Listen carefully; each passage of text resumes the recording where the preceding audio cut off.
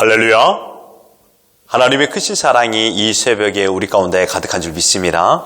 오늘 우리는 갈라디아서 3장 10절 본문을 통하여 오직 믿음이라는 제목으로 하나님의 말씀을 함께 나누도록 하겠습니다. 바울은 하나님의 구원 계획, 그렇죠, 구원 법칙을 지속적으로 설명하고 있습니다. 하나님께 세우신 구원의 법칙은 오직 믿음으로만 받는다라는 것입니다. 그러면서 유대 율법주의자들의 잘못된 가르침이 얼마나 잘못되었는지, 하나님의 뜻에서 얼만큼 벗어났는지, 얼마나 하나님의 뜻을 제대로 이해하지 못하고 있는지를 본문 10절에서 말씀하고 있습니다. 10절을 보실까요?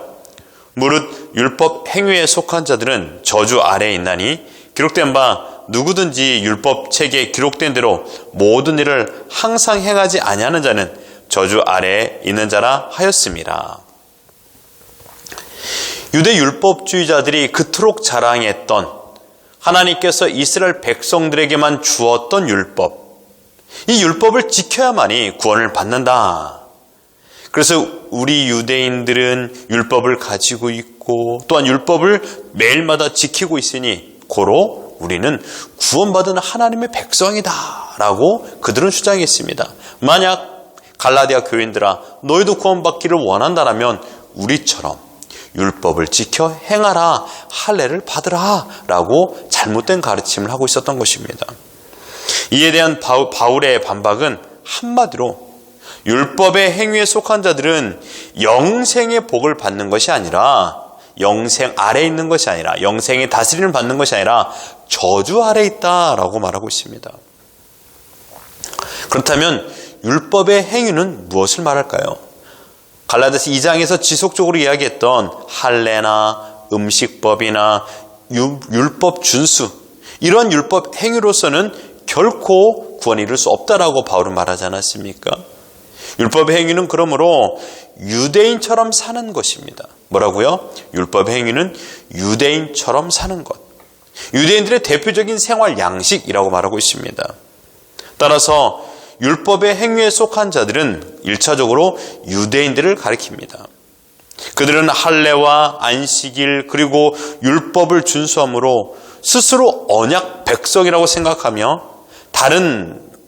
자신들과 다른 사람들은 이방 죄인들과 구분되었고 우리만 구원받은 하나님의 백성이라는 우월의식을 가지고 살았습니다. 그리고 율법의 행위에 속한 자들, 그러니까 유대인들은 구원의 백성이냐 아니면 저주받을 백성이냐 라는 바울의 질문에 바울이 대답합니다. 바로 저주 아래 있다라고 말하고 있습니다. 그런데 여러분, 율법의 행위에 속한 자들이 유대인들에게만 국한되지 않는다라는 것입니다. 유대주의자들의 선동을 받아 할례를 받고 율법을 준수하려고 했던 이방 기독교인들, 특별히 오늘 본문에 말하고 있는 갈라디아 교인들 또한 포함될 수 있다는 것입니다. 아니, 포함됩니다. 왜냐하면 이들 또한 율법으로 구원을 완성할 수 있다라고 믿었고 그래서 율법의 행위를 실천하며 살았기 때문입니다. 더 나아가 바울이 주장한 것을 살펴보면요, 율법의 행위에 속한 자는 저주 아래 있는 자라고 했는데 바울이 이런 터무니없는 말을 그냥 만들어내었을까요? 아닙니다. 이런 주장을 했던 그런 근거가 있습니다. 신명기 27장 26절이 그 말씀의 근거입니다.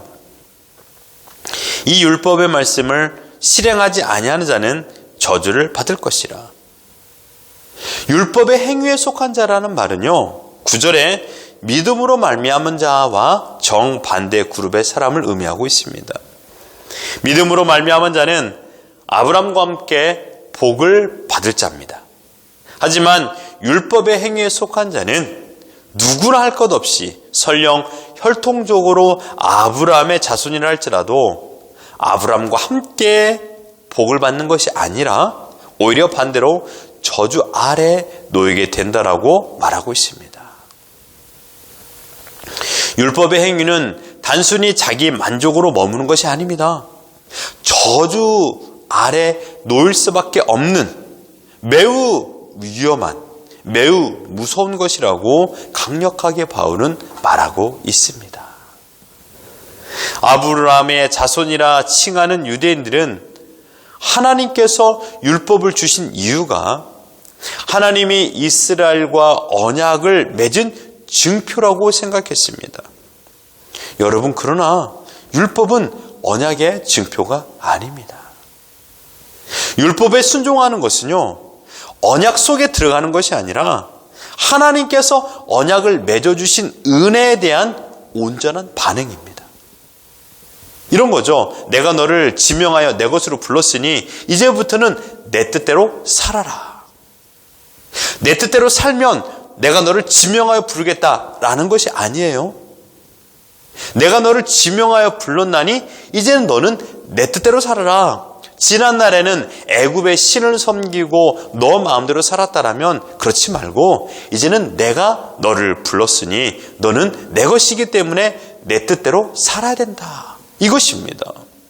그런데 이스라엘 백성들은 반대로 생각했습니다. 이 뜻대로 살아야만이, 이 율법대로 살아야만이 하나님께서 우리를 불러주신다라는 것입니다. 하나님의 백성이 된다라는 것이요, 구원을 받을 수 있다라고 생각하는 것입니다. 여러분, 하나님의 백성이 되었기 때문에 하나님의 백성답게 살아가는 방법으로 율법을 주셨고, 그래서 율법을 준수해야 된다는 것입니다. 율법이 구원의 방법이 아니라 구원받은 하나님의 백성답게 살아가는 삶의 지침서가 율법이라는 것입니다. 그러므로 예수님께서도 말했습니다. 내가 율법을 폐하러 온 줄 아느냐? 그렇지 않다. 나는 율법을 완성하러 왔다. 하나님의 백성답게 사는 법이 무엇인가를 내가 보여주러 왔다라고 말한 것입니다.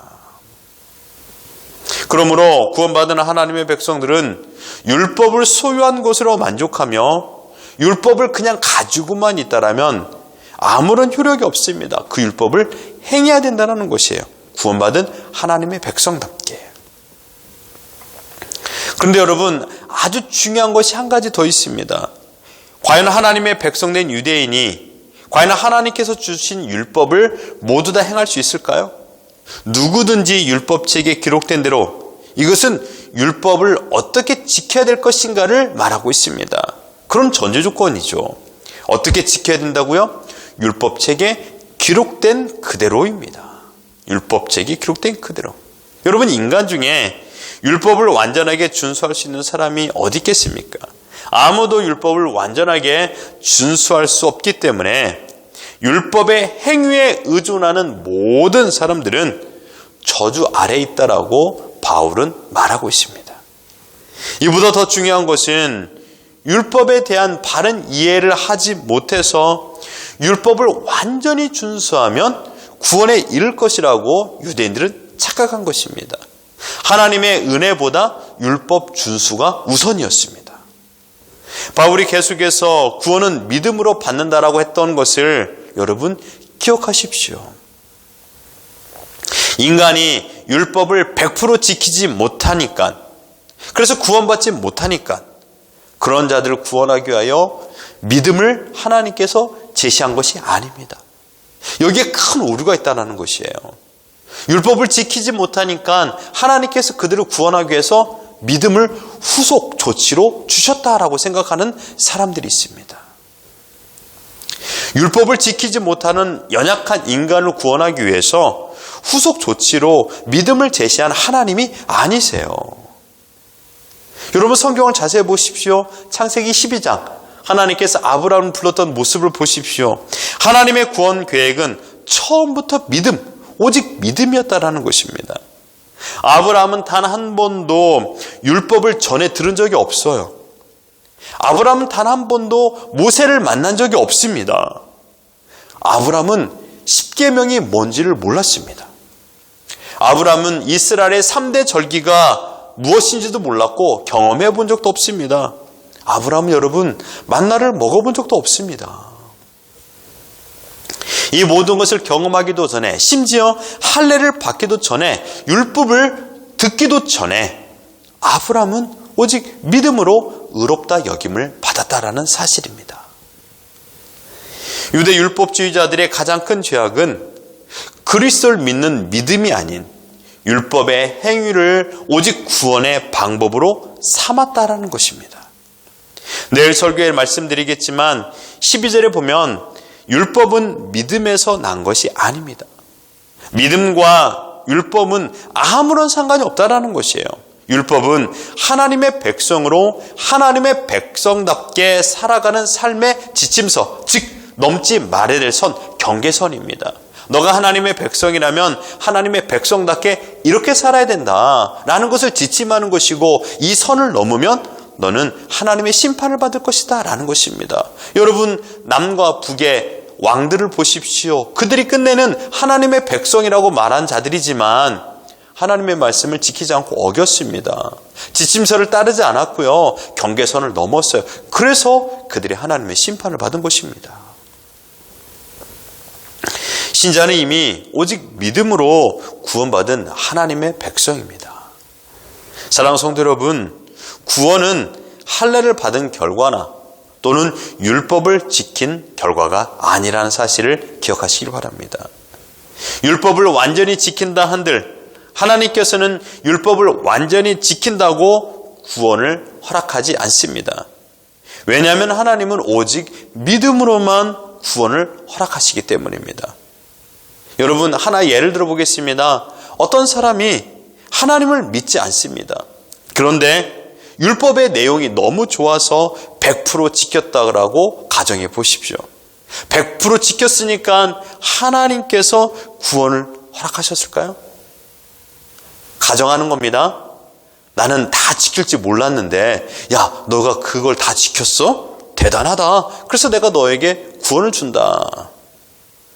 하나님이 이러지 않는다라는 것입니다.